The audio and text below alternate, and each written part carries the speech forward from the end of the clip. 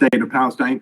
And here we are at the behest of the U.S. at a U.S. draft proposal, draft resolution rather, is being accepted by the UN Security Council, which leads me to the third significant factor, and that is that the U.S. is doing something, well, President Trump is doing something that none of his predecessors, going back to Dwight Eisenhower in the mid-50s, in 1957 to be exact, did, and that is pressure Israel and dictate its moves. Because Israel right now is powerless to resist this. All Israel can hope right now, and this leads me to the deficiencies, all Israel hopes right now is to what Nick Robertson spoke about a moment ago, and that is that Hamas is pushing back and saying that this is not acceptable because it does not contain, it does not have a serious Palestinian component in it, in this international force. So we can go on to the deficiencies, but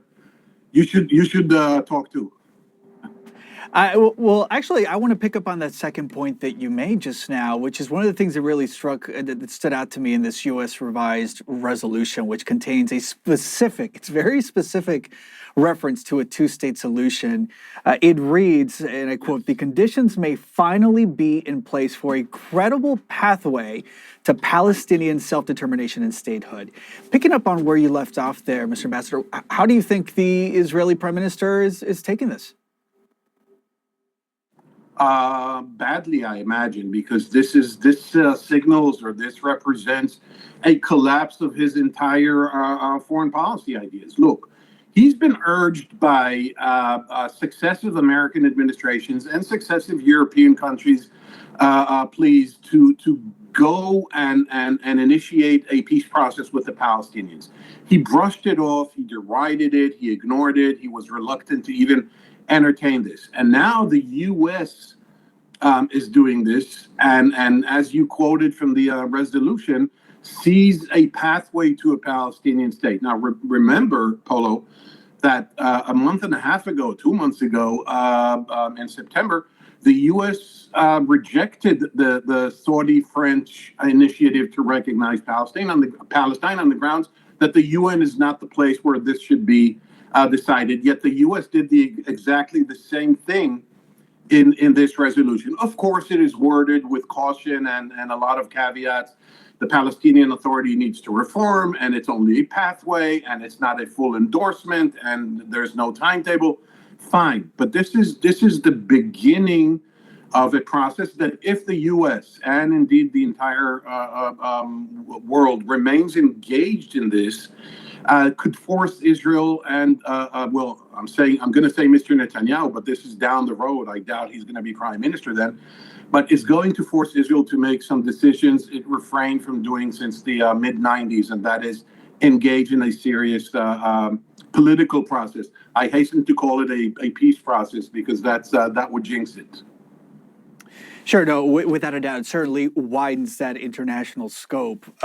So I really appreciate that insight. Mr. Ambassador, we have to leave it there. Let's have you back when the Yankees make it to the World Series. And certainly, of course, on the more serious notes, as we continue to watch this. So are you telling me next year, or are you telling me 5 years from now? Because I got to know where you stand on this. Or I may never see you through this particular medium again. Mr. Ambassador, it's always a pleasure. Sure Thank you for your time. Thank you. Thank you, Polo. So in the coming hours, the White House will be welcoming the Crown Prince of Saudi Arabia, Mohammed bin Salman. Ahead of their meeting, President Trump announced that he plans to sell F-35 fighter jets to the Gulf country. According to experts, the move could disrupt the current balance of military might in the Middle East, with Israel worried about maintaining its aerial superiority. On Monday, President Trump told reporters that Saudi Arabia is, quote, a great ally. No, I am planning on doing that, yeah. They want to buy, they've been a great ally. They've got to like us very much. Look at the Iran situation, what we did in terms of obliterating, we obliterated their nuclear capability. Yeah, I will say that we will be doing that. We'll be selling F-35s here. And it marks the first time Mohammed bin Salman will visit Washington since the 2018 killing of journalist Jamal Khashoggi, which the CIA believes the Crown Prince ordered. The Crown Prince has repeatedly denied any involvement. Now to the Jeffrey Epstein case. On Tuesday, the House of Representatives will be voting on a bill seeking to force the Justice Department to release the Epstein files. The measure is expected to get broad support from Republicans after a complete 180 by President Trump. He now says that he will sign the measure if it makes its way to his desk.